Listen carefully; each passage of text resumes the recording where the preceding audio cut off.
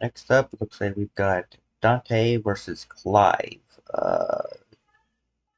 He's the one from the new Final Fantasy, I believe, Final Fantasy 16, which I have not played. I still kind of fell out of the Final Fantasy games because part of the draw for me was that they're like they were turn per turn games. I like RPGs, but I like that they had the old school turn per turn feel, and then they made them more action oriented. It's not a bad thing. It's just it's not what I prefer when I want to go play a Final Fantasy game. That's not what I was expecting. It'd be like it'd be like not knowing what Pokemon Snap is about, and you go and like buy Pokemon Snap to play Pokemon Snap, and instead of battling and catching and training Pokemon, it's taking pictures.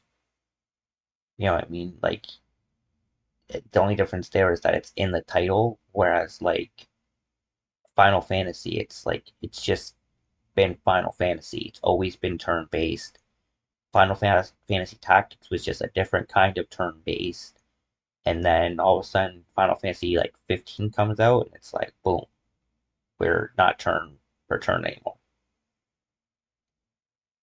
I'm gonna go with Dante. They have had him on here before, fighting Bayonetta, and he did win that fight.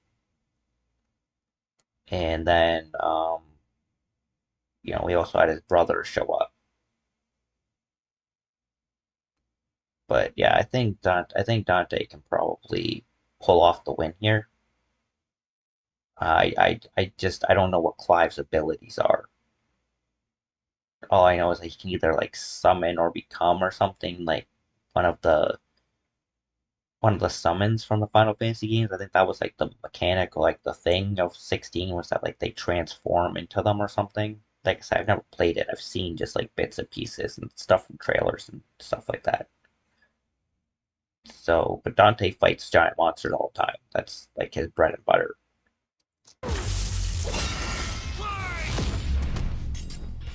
Dante versus Clive. DMC's Devil Hunter versus Final Fantasy's Shield of Rosaria. He's Wiz and I'm Boomstick. And it's our job to analyze their weapons, armor, and skills to find out who would win a death battle. It's a dangerous world out there. Cultists, demons, and evil businessmen lust for power. And every day Bro, brings what? a new cataclysm humanity must face. This world may seem like the end, but for a devil hunter like Dante, it's party time.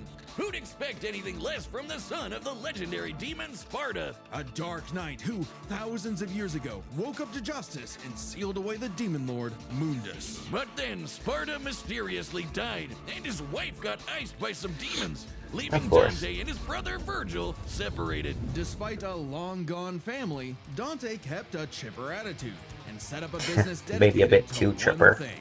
Killing demons? And with the blood of Sparta running through him, he's the best in the business. By harnessing his own demonic energy, Dante bolstered Full name Dante, height 6'2" or 187 centimeters, weight 184 pounds or 83.5 kilograms. Is in his 40s, also known as Tony Redgrave. Is a human demon hybrid. Likes pizza, Sundays, Nero, and parties. Dislikes demons and Mundus. And the May and Zero May Cry. his speed, power, and durability, letting him block kaiju-sized punches, move faster than a meteor. And regenerate like an unstoppable force of nature. As long as he has the energy, he can heal from getting shot, stabbed, sliced through. Basically anything. Even without his regeneration, he's survived heat that would reduce the layman to ash. But no hunter is complete without an arsenal. And Dante's got one hell of a sword left by his dad, Rebellion. Plus Ebony and Ivory, two magic pistols with endless ammo clips. And they say Yeah, the that perfect shit gift never runs doesn't out of ammo. exist. It's pretty But impressive. Dante's full arsenal is far larger and stranger. Like King Cerberus, a shapeshifter. Devil Sword Dante, Ebony and Ivory, Agni and Rudra, Alistar. Sorry about that. Alistar, Artemis, Balrog, Beowulf, Cavalier, Cerberus, Coyote A, Dr. Faust, Gilgamesh, Grenade Gun, Ifrit, Ka- Kyle, Kalina Ann, and Kalina Ann 2, King Cerberus, Lucifer, Merciless, Missile Launcher, Needle Gun, Nightmare Beta, I'm assuming that is. I think that's the symbol for beta. Um, Nivon, Pandora, Shotgun, Spiral, and Vendetta. Set of elemental nunchucks. Cavalier, a pair of buzzsaws that are also a motorcycle. Balrog, fiery fisticuffs for boxing and capoeira. And Navan, a guitar. An electric guitar. There's also Literally. Lucifer, a backpack of endless laser swords that Dante got after slaying. Actually, we never see how he beat Lucifer. Yeah, you know someone's a badass when they Wait, what? off-screen. Also, Lucifer, a backpack of endless laser swords that Dante got after slaying. Actually, Why? How do you have Lucifer? Beryl had seen Lucifer many times before. Just as Beryl ruled the fire hell, Lucifer was king of another section of the underworld. He knew him. He was a noble demon who would never do humanity's bidding. I dealt with him on my last job. I got this after I won. we never see how he beat Lucifer. Yeah, you know Bro. someone's a badass when they off-screened the actual devil. Yeah, Here's like my the fave, fuck? Dr. Faust, a sentient head that turns Dante into basically Orville Peck. Oh, and shoots crystallized demon blood. Dante needed this and much more when he got a warm welcome from the brother he thought long dead. In a twist of fate, Virgil. Virgil was alive, but went down a very different path. While Dante was partying, Virgil studied the blade, seeking the power he needed to exert his will, even if it meant killing his own brother. Something he came close to doing in their first meeting. Yeah. But the defeat only spurred Dante's awakening. He learned to teleport using Trickster, slow down time through Quicksilver, and double-team foes with Doppelganger. With a slick pose and the right timing, he can royal guard dang near anything, then use the absorbed energy to armor up as a dreadnought. And then there's Devil Trigger.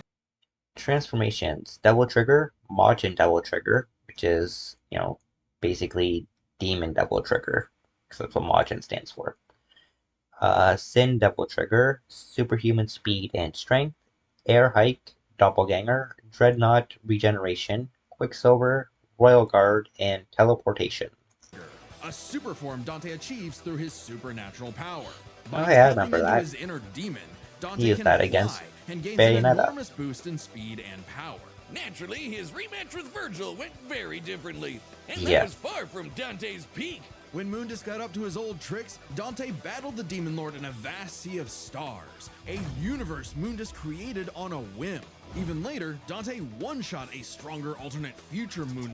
Attacking Mundus in his own keep had proven a masterstroke. The creature could scarcely comprehend the assault. His supremacy was supposed to be absolute, the sole ruler of creation for timeless eternity. Yet here was an arrogant trespasser human, no less, who had power equal to his own. Who had completely merged with the demon world. So he's kind of a big deal. Literally. Devil May Cry manga and novels specify that human and demon worlds were once one, then were split into two separate universes. Mundus became a living universe just for Dante to shoot him in the face. Then there's Argosax, a god so astronomically intense, he had the power of every other demon in existence.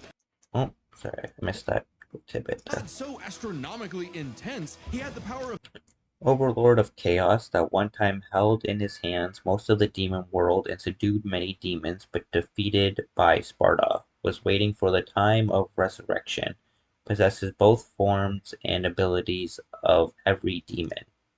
every other demon in existence, a divine deity of the sun that Dante also shot in the face. Oh, that guy. I completely forgot about him. Funny, so did Dante. Despite how powerful Argosax was, he was just an insignificant Tuesday to Dante. So it's safe to say Dante had become the strongest around. But no amount of style, pizza, or wahoos could fill the hole in his heart. Sure, Virgil was a power-hungry weeb, but he was still his bro. Beneath Dante's antics, killing the last of his family kinda messed him up. Until he learned his family wasn't as gone as he thought. It turns out he had a nephew, Nero, who Dante would help get into the family business in his own unconventional way. And for dead weight, Nero was pretty badass, even helping Dante take on the so-called Demon King Urizen. Nero's Devil Breaker arm can Mundus and Dante flew into the atmosphere of a neighboring planet, though the time frame is unclear and given generous estimates put it under some of his other best feats. fire light speed lasers that Dante and Virgil had dodged. Dante and Virgil can already dodge lasers in their base forms, but when charged with enough demonic energy, they can outright blitz beams over 11 times faster than light. Nero even survived getting melted down while inside a living statue. It's a long story. And that's the same sort of regeneration that Dante has, meaning he can survive being. According to the Devil May Cry 5 guide, Nero's arm couldn't regenerate because Virgil removed Nero's demonic power. He regained his power later and immediately regrew his arm. Turned into a puddle. So Dante was ready when Virgil somehow returned. Again. And made an apocalyptic demon tree for what else?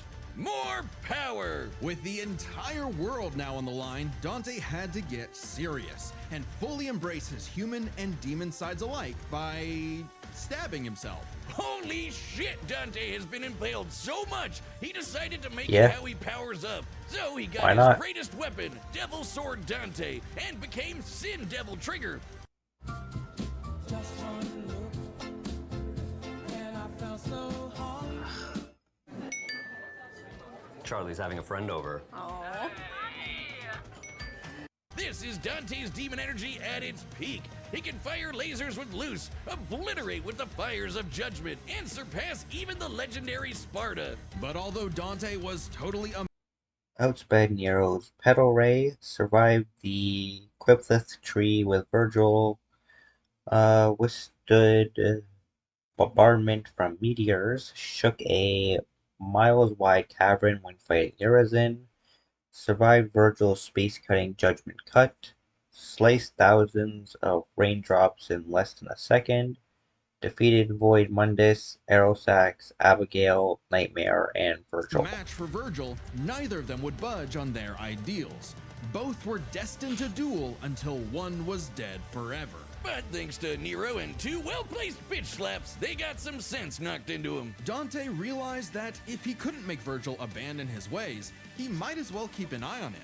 In one fell swoop, the two severed the world-spanning demon tree and prepared for a permanent departure to the underworld. You can choose your friends, but not your family. But if that's what it takes to keep Virgil safe, or rather to keep the world safe from Virgil, Dante will deal with it.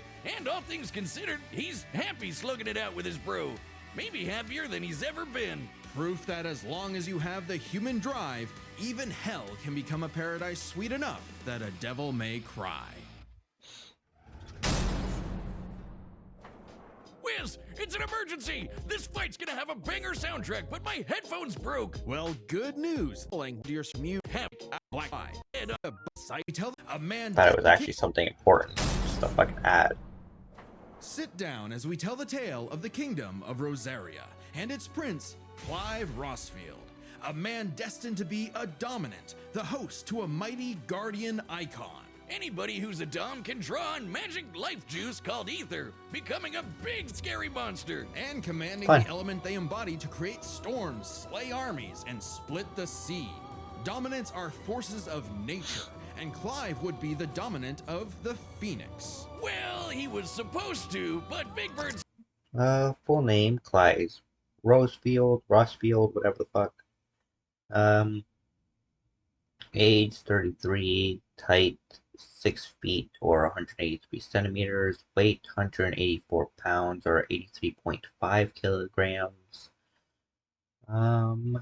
Roles: Dominant of Ifrit, Shield of Rosaria, likes Joshua, Jill, Torgal, and Theater. Dislikes Annabella and Discrimination. The guy from Tekken 8. Was he in Tekken 8? said no thanks and instead picked his sick little brother Joshua. Parents don't play favorites, but I guess ancient monsters can. Despite the rejection and a deep loathing from his mother, Annabella, Clive and Joshua were only kind to one another. Clive saw the bird and his brother bore and accepted his blessing of the Phoenix in hopes of becoming Joshua's shield. Meaning he learned a bunch of magic. He can shoot fire, teleport with Phoenix Shift, and took down this beast before he was even out of puberty. Even without That was a magic, Malboro. Clive's a capable Looking swordsman, pretty impressive. able to boost his speed and perception with precision dodge. But it wasn't enough when Annabella betrayed Rosaria for the Empire of Sanbreque. In one night, What a Clive's cunt. knights, people, and his own father were slaughtered before him. Quick, What a someone use a Phoenix bitch. down. Those aren't in this game. Well, that's unfortunate. But the Phoenix icon sure is, because the trauma of everything made poor Joshua lose control. Clive wanted nothing more than to help his brother, and perhaps this desire awakened the icon that was in him all along, the fiery beast, Ifrit. Boy, is Ifrit a wild one. Just standing nearby will incinerate the average Joe. It can make fire barriers, regenerate lost limbs, decimate foes with a flaming spirit bomb, and shatter a walking mountain. The downside being Clive couldn't control it. He didn't even remember becoming Ifrit, or battling the Phoenix in a fight that reduced everything he loved to cinders, leaving Joshua presumed dead. If that wasn't Damn. bad enough, dear old Ma found him the next day and made him a slave to Sanbreque's army. Clive spent 13 years wallowing through life, searching for Ifrit's host for revenge, only to learn the one he wanted to kill was himself. This revelation hit Clive like a phantom train. He thought death was all he deserved for taking the lives of Joshua and so many Damn. others. Even so, there pretty was sad, a light bro. at the end of the tunnel. No, not like that. Thanks to his friend Jill, the outlaw Sid, his doggo Torgal, and a very therapeutic battle with his self-hatred, Clive learned to carry the torch for his brother, fighting the real problems plaguing his world: crystals and racism. In the world of Valisthea, prejudice is alive and well for bearers. Basically, anyone who can use magic without special crystals. So what better way to dismantle the system than to help fellow bearers and destroy the mother crystals ruining the planet, all while picking up some nifty abilities. Through a mysterious power that lets him absorb icons, Clive took Garuda, an avian with sharp slashes and sharper talons. From Sid, he received Ramuth, so he could summon lightning. From his bae Jill, he got Shiva to Final Fantasy, what is it, 16 Ultimata confirms Eggnog abilities like Ripped Slip and Diamond Dust manipulate time, as opposed to Precision Dodge, which heightens Clive's speed and perception.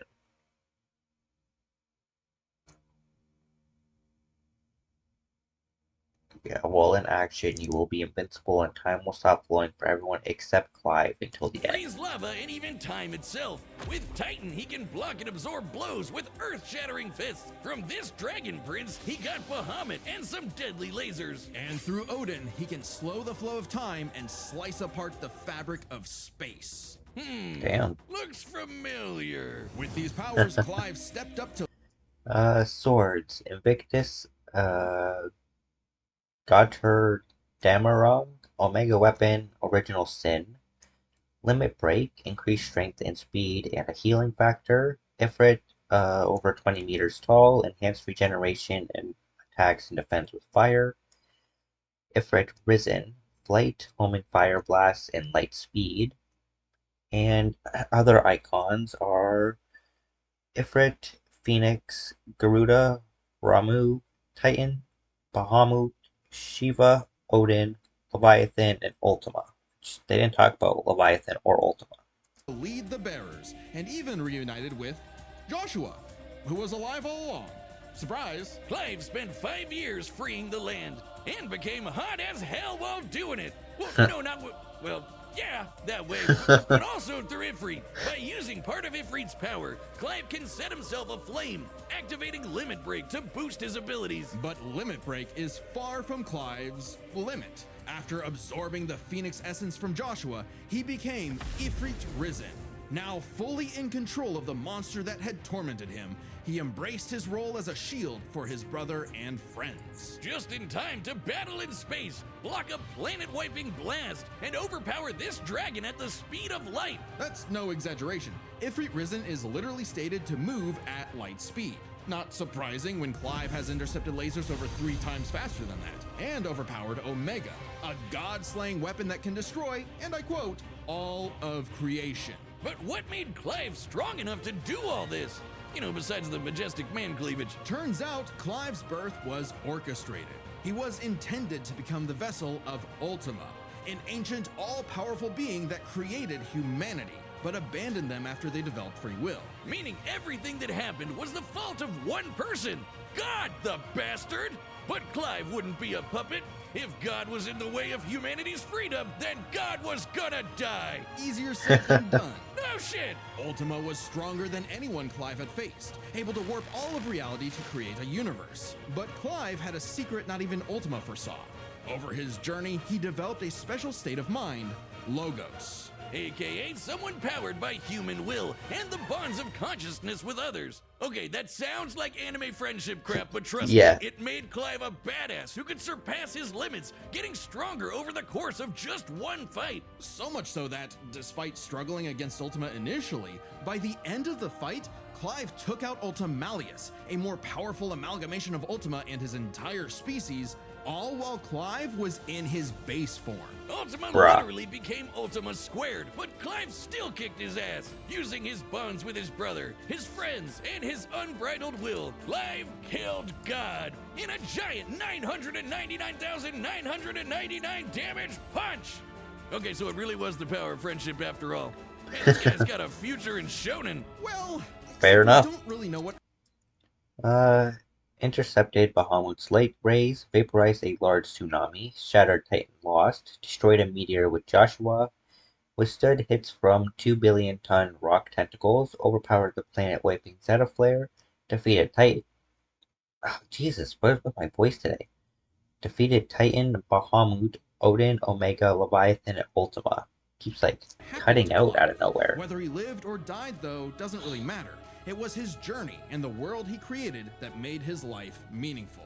Clive's dream of a future where everyone can live and die on their own terms had become a reality.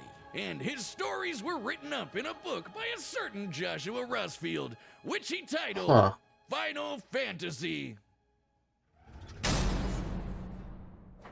The battle's coming up next, so call your winner now, folks, just like our sponsor, DraftKings. The NBA season on score basketball. That's Cody. I think Dante's still gonna win this. I'm hoping he does anyways. All right, the combatants are set, and we've run the data through all possibilities. It's time for a death battle! Go get him, Dante.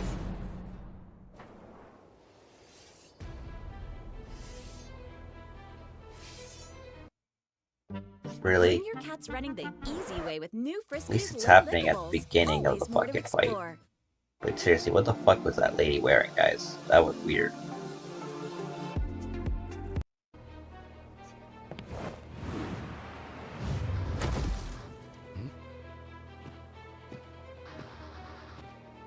Hey, I heard your fiery friend is causing trouble, and I'm in the business of dealing with trouble.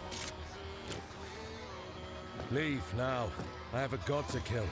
The last thing that will stop me is a demon.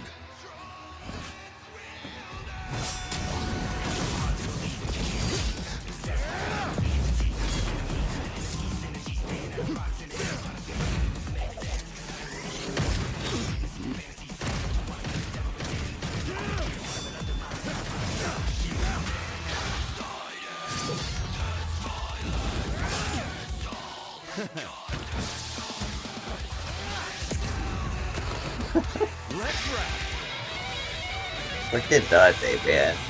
Can't take anything seriously. Fancy yourself a bard.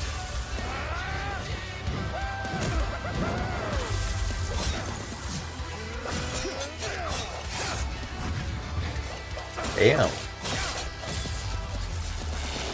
Dante is just chaining attacks.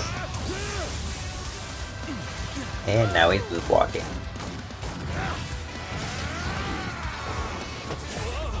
Finally.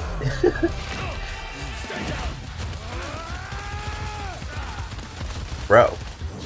Just giving up all of the punches. No hiding in the shadows anymore, Smokey.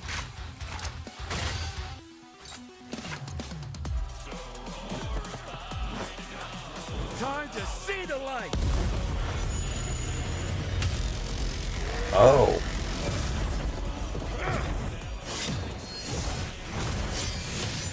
Fucking block that shit.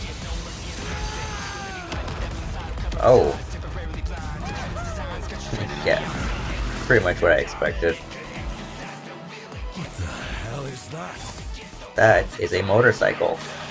You fucking peasant.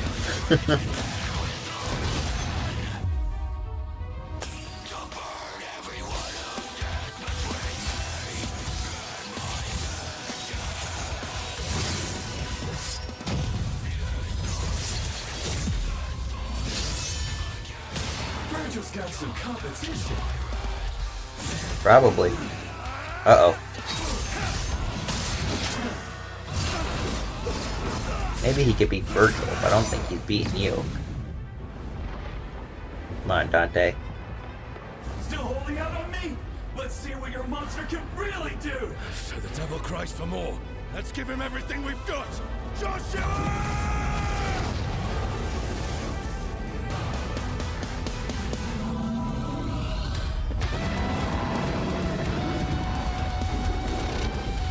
Give him all you got, Dante.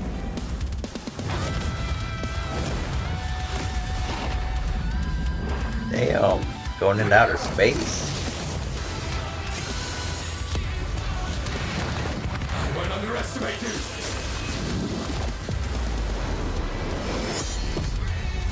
Bitch, Dante doesn't underestimate anybody. He's the one that gets underestimated. It's because he looks like a regular party dude.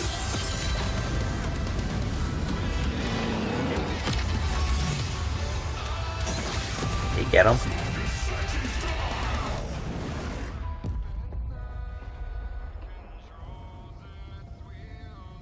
Oh, they're both still alive, bro. These guys are tough.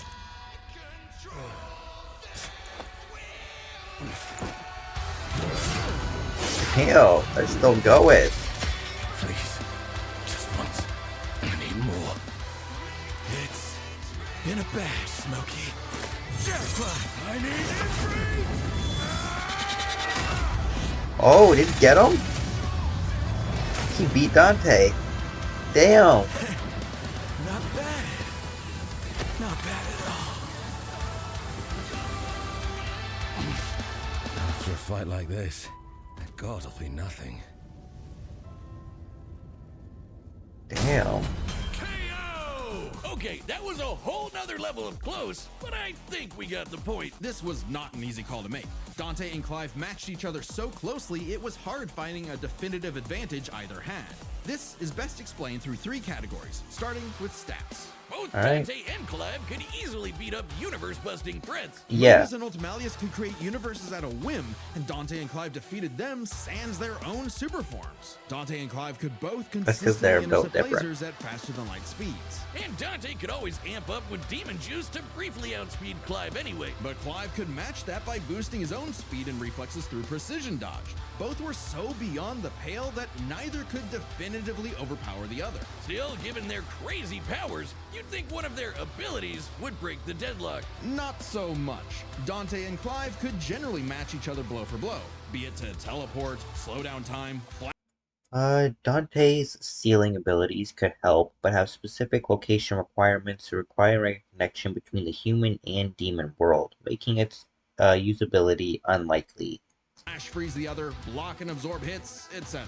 And Dante could survive the intense flames of Ifrit. He's dealt with heat like that before. Though Clive Yeah. did not have a perfect match against Doppelganger, he did have more methods of manipulating time, both more reliable and abusable, in addition to defensive measures like Ifrit's barrier to fall back on to outlast powers like Doppelganger. But their super forms evened out. Any edge Clive could get from, say, Limit Break or Ifrit Risen, Dante could match with Devil Trigger or Sin Devil Trigger. In the end, both have answers to most of each other's powers, making Damn. it still anyone's win. Which is why it came down to one major factor: endurance. Just how long And could these two keep at it? While Dante's super they forms could could keep at it for a undoubtedly long keep up time. with Clive's, There is an emphasis in story and gameplay that they expend a lot of demonic energy. The longest Dante has battled in Devil Trigger against someone his equal is about 6 minutes, and abilities like Doppelganger, Quick Dante's Devil Trigger may be above the 6-minute time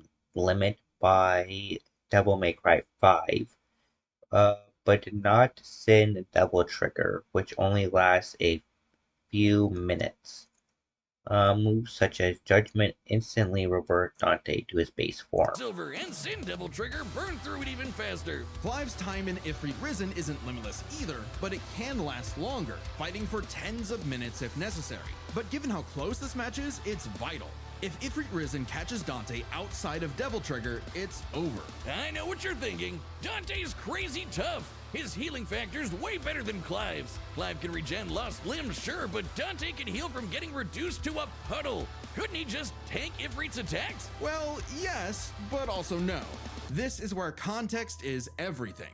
While no doubt impressive, Dante's healing has been overcome in the past because it is tied to how much energy he has. Less demonic energy means a less potent healing factor. Like when he got knocked out for a month straight by Urizen, only surviving thanks to a constant source of demon blood. Hell, overtaxing demon regen? After his defeat in Devil May Cry, Virgil's regeneration took years to complete. Throughout Devil May Cry V, V would decay without constant use of demonic energy. The more he used it to regenerate, the harder it was for him to heal over Is how time. Dante killed Virgil in the first place. Even if we assume Dante could get a second wind, it's always possible Clive could get one too, becoming even stronger from pure willpower, just like when he fought Ultimalius. So, for as tough and persistent as Dante was, Clive was able to endure just that much more to get the final edge. The devil was in the details, but Clive's victory is no fantasy. The winner is Clive Rossfield. Damn. I'm having no luck today. Blade died, Dante died. Damn. Bad episode for me, guys.